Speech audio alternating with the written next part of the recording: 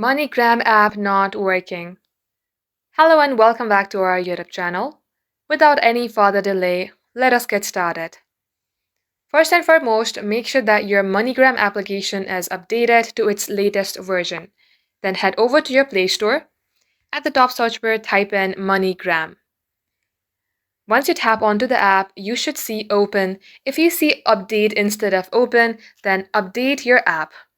Once you do so, head over to your Settings. Here, scroll below and tap onto Apps. Then here, search for MoneyGram. For instance, if this is my MoneyGram application, you shall see this storage option. Tap onto it and clear the cache. Also clear the data. Before clearing the application's data, make sure that you note down your username and password somewhere. Come back and tap onto Force Stop and tap on OK. Once you do all that, this shall fix your MoneyGram app not working problem. Thanks for watching the video till the very end.